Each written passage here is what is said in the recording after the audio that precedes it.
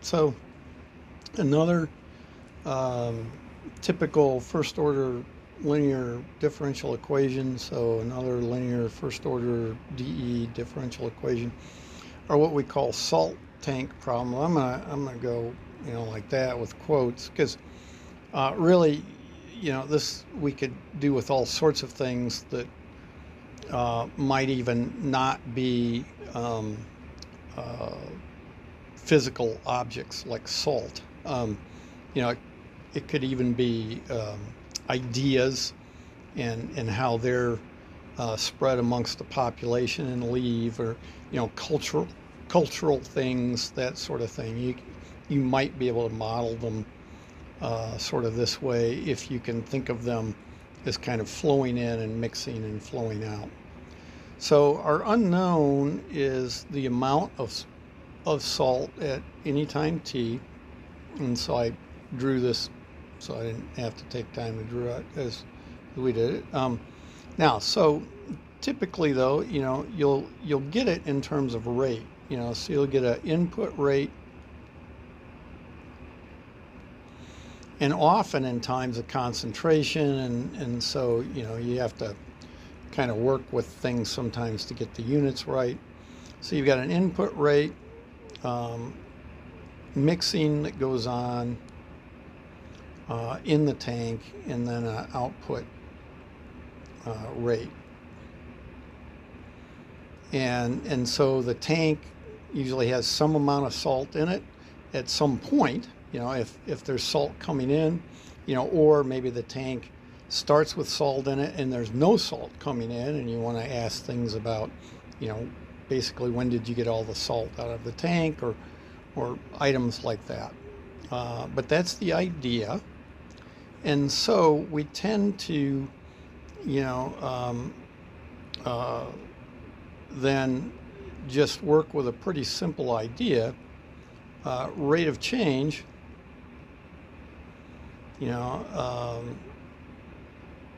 of amount of salt is equal to the rate in minus the rate out. A pretty simple idea, right? If more is coming in than going out, then you should get more in the tank, and if more is going out than coming in, you should see over time less in the tank. And so that's pretty much the idea. And they just kind of use an example to go with, and that's partly because often it's not clear how you would be presented with the information. And so let's look at their example. And they mention that we've seen this already in chapter 1. And so they say consider. Okay, so we have a tank with 200 liters of water.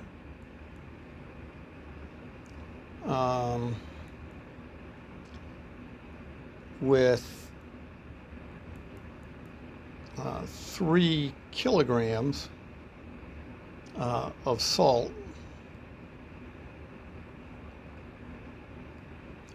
dissolved.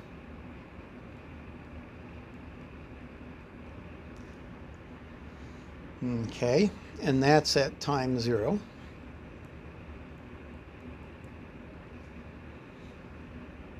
So that's just our initial conditions that they give us. A pipe carries the water in, so we've got our picture up here. A pipe is carrying the water in, and the flow rate is 2 liters per second. And it's typically, this is how they'll give it to you, and then they'll give you a concentration, and the concentration is 0.1 kilograms per liter. And so to get the rate in, typically, we're going to have our dx dt is equal to rate in minus rate out. And often for the rate in, what happens is they give you a concentration, so a concentration of salt or whatever the item is. And then notice with the units, if we take our concentration here, C, times our flow, say flow in, of 2 liters per second, that if I multiply those two things, I'll get kilograms, or an amount per unit time, which is the correct units for the derivative. So I'm going to take the concentration times the flow in, and then minus. Okay, so they gave us that, and so I'm going to do the concentration, which was 0.1 kilograms per second, kilograms per liter, and then 2 liters per second. And we'll put a minus here, and so we're at 0.2 kilograms per second. So that looks like the right units, because we would have a weight or a mass divided by time for our units. Okay, so they give us that. Then they say, okay, the mixture is well stirred. It's mixed very nicely, and it leaves the tank through an outflow pipe at a rate of 2 liters per second. Well, and so what we'd like to do here is the same sort of thing as outflow. So we would have our concentration times the flow out. Well, so here they give us the flow out. Flow out is also 2 liters per second. It doesn't have to be. The two flows don't have to match. So, the tank could either fill up or empty as it goes. That could happen. And now, though, to get the concentration, though, so this is, I guess, C in. So to get C out, we're going to have to take the amount of salt that's there and divide by the number of liters that are there. Okay, so we'll have to do that. Well, the amount of salt we don't know, so our concentration will have an X, but it's over 200 liters. So it's an amount in kilograms over 200 liters, but then times our 2 liters per second. And again, this volume could change, but because we've got 2 liters coming in per second and 2 liters going out per second, the volume never changes. It's possible that this volume here is a function of T based on the inflow and outflow rates. So you would have to worry about that. Okay. And so we've got a constant there, and here we have 2 over 200, which would be 1 over 100, or 0.01, so 0.01x, and that would also then be in kilograms per second, because the liters cancel out, and we get our kilograms from x, so I'll put x kilograms here. And so here is our differential equation. Okay, and so now, hopefully I can solve that just fine. Now again, to put it in the right form, I have dx dt plus 0.01x is equal to 0.2. Okay, so far their examples, this right-hand function over here has been a constant, and so that's been kind of nice, makes it a little easier to deal with. And here we have a constant as well, and so our h of t is equal to 0.01, and so our uppercase h of t is just e to the antiderivative of 0.01 dt, and so that's e to the 0.01 t. Okay, so we have h of t, and again, we multiply through, we're going to take h times dx dt plus 0.01 times h times x equals 0.2 times h. Okay, and again, though, this side, I don't actually worry about it.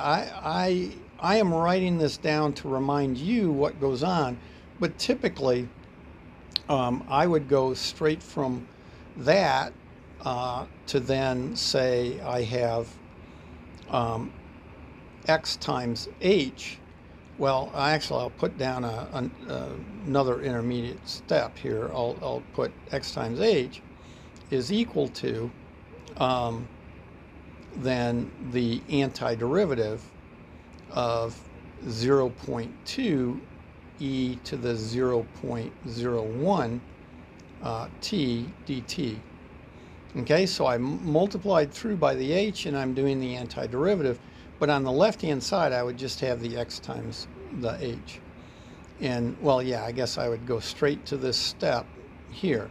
I don't worry about this stuff here because, again, and I will keep reminding you, the whole reason we found this function h here, was uppercase h, was to multiply through both sides of the equation so that on the left-hand side we created the product rule derivative of that function, x times uppercase h. And so we have x times e to the 0.01 t is equal to, and I do this antiderivative, I will get 0.2 divided by 0.01 e to the 0.01 t plus an arbitrary constant c. And then I'll multiply through by e to the negative 0.01 t on both sides of the equation, and I can solve for x that way.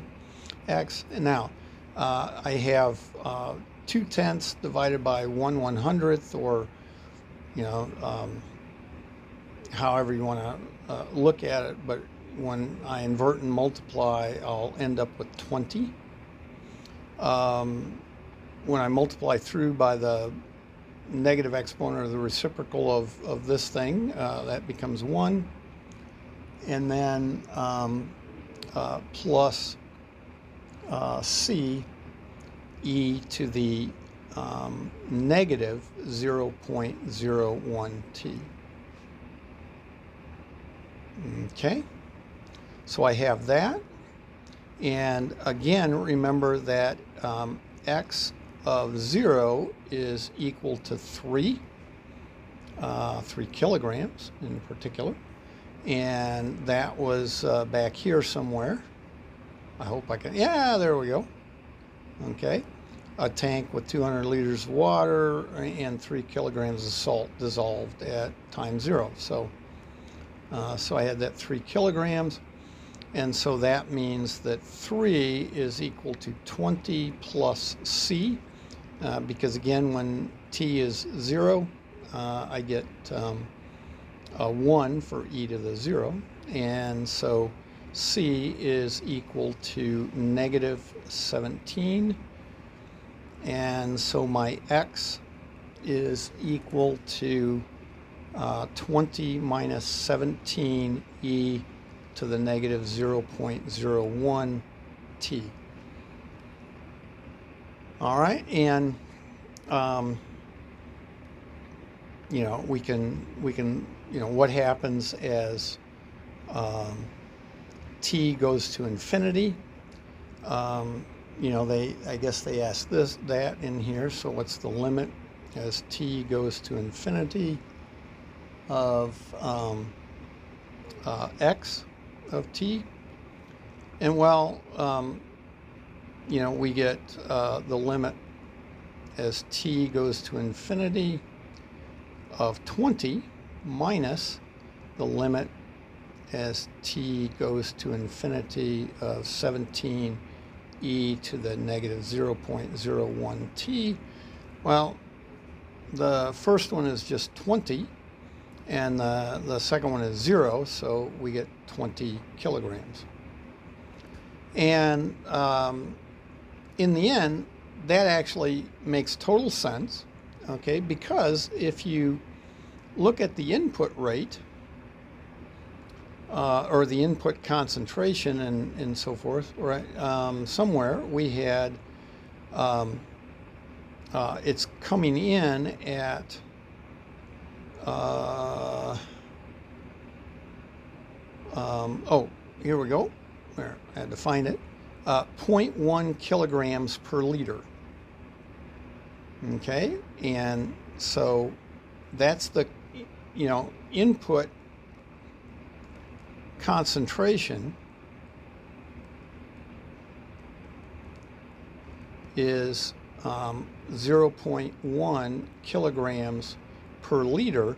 Well, you know, over time you would expect the tank to just have the input concentration, and well, if I take 0.1 kilograms per liter times the 200 liter tank, cross that out, I get 20 kilograms.